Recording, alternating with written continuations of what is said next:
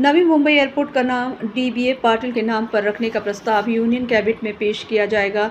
सुरेश महात्रे ने press conference में जानकारी दी।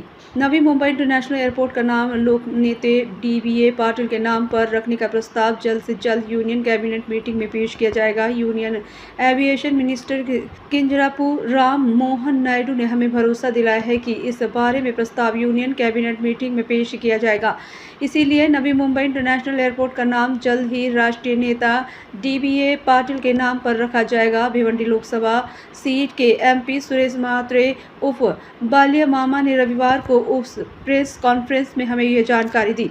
हमने पार्लियामेंट में कई बार मांग की है कि नवी मुंबई इंटरनेशनल एयरपोर्ट का नाम लोक नेते डीबीए पाटिल के नाम पर रखा जाना चाहिए। पिछले हफ्ते जब हम यूनियन एविएशन मिनिस्टर नायडू के मिले तो यह प्रस्ताव जो कई सालों से कैबिनेट में नहीं था अब जल्द ही कैबिनेट में पेश किया जाएगा और यूनियन एविएशन मिनिस्टर नायडू ने हमें भरोसा दिलाया है कि केंद्र और राज्य सरकारें इस बारे में पॉजिटिव हैं। इसीलिए आने वाले दिनों में नवी मुंबई इंटरनेशनल एयरपोर्ट का नाम लोक नेते डीबीए पाटिल के नाम पर रखा जाएगा और यह यहाँ के लोकल लोगों की जीत है। एमपी महात्रे ने इस समय अपनी राय दी।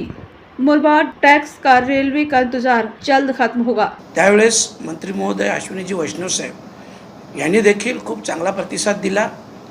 महाराष्ट्र शासनाबरोबर माननीय मुख्यमंत्री देवेंद्र फडणवीस साहेब यांच्याशीही त्यांची चर्चा चालू असल्याचं त्यांनी सांगितलं आणि मी देखील मधल्या काळात माननीय मुख्यमंत्री देवेंद्र फडणवीस साहेबांना भेटलो होतो।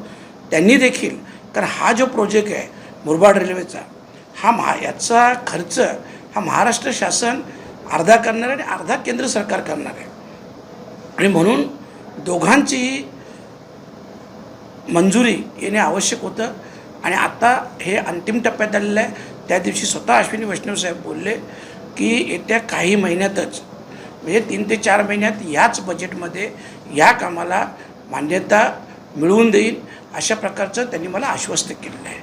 आणि खास करून दुसरे विषय जे होते की भिवंडी रेल्वे स्टेशनवरून अनेक बाहेरच्या गाड्या जातात परंतु त्या भिवंडी स्टेशनवर थांबत नाही जंक्शन असताना हा देखील विषय घेतला आणि त्या विषयाला देखील त्यांनी मान्यता दिली आणि मला वाटतं हा विषय पुढील महिन्यातच मार्गी लागेल कारण त्याच्यातून काहीतरी 7 गाड्या आहेत 7 मधून 3 गाड्यांचं तर त्यांनी त्वरित माहिती घेतली आणि त्या 3 गाड्यांचा थांबा हा पुढच्या महिन्यापासून चालू होईल। बदलापूरचा विषय होता जे 3 प्लॅटफॉर्म आहेत 3 प्लॅटफॉर्मवर शौचालयाची सुविधा असायला हवी पाणपोई असणे आवश्यक आहे खिडकीचा विषय घेतला त्या विषयाला